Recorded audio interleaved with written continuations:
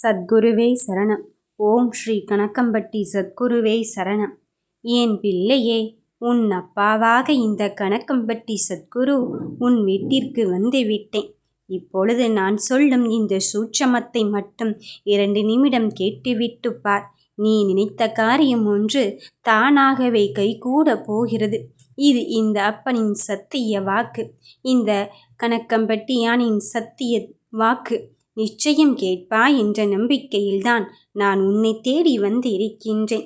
இந்த நிலைமை மட்டுமே பார்த்து கொண்டு கஷ்டத்தை மட்டும்தானே நம் சத்குருவானவர் நமக்கு தந்து கொண்டு இருக்கின்றார்.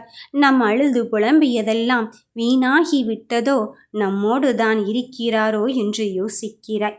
நான் ஒன்று மட்டும் சொல்கிறேன்.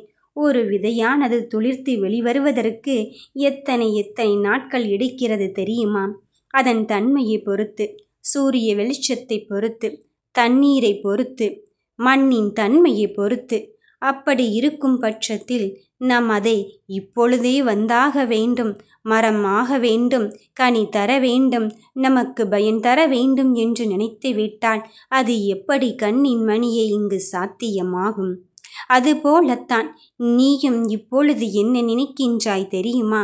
கஷ்டப்பட்ட உடனே நம் இந்த கஷ்டத்திலிருந்து உடனே வெளிவர வேண்டும், நம் கருமா உடனே அழிந்துவிட வேண்டும் என்று யோசிக்கிறாய்.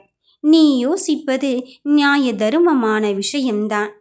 இந்த அப்பன் தருவதும் இனி யாராலும் தடுக்க முடியாதுதான்.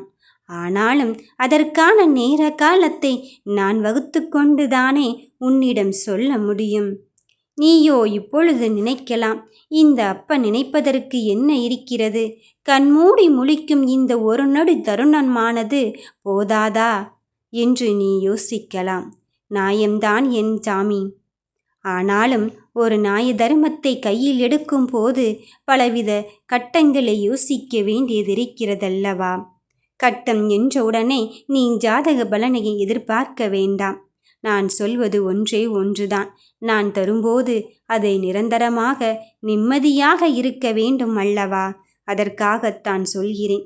நல்லதை நட்பலனை தரும்போது, இந்த கணக்கம்பட்டியான் தரும்போது அது உனக்கு நிரந்தரமானதாகவும் நிம்மதியானதாகவும் மகிழ்ச்சிகரமானதாகவும் உன் வாழ்க்கையை வசத்தக்கூடியதாகவும் தான் இருக்கும்.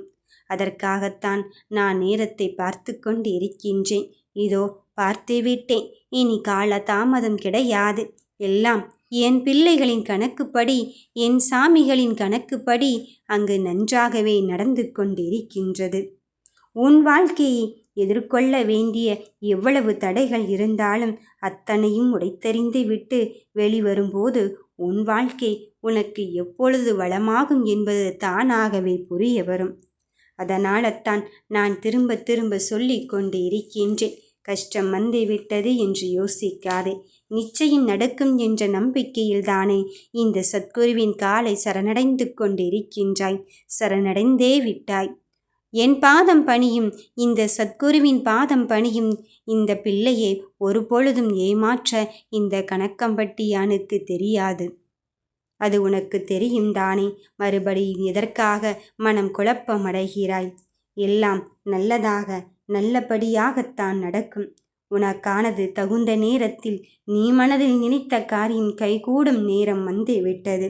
உரிய நேரத்தில் உன்னை காக்க வைக்காமல் கேட்டது கேட்டபடியே கொடுக்க போகிறேன். வெற்றி உனக்குத்தான்.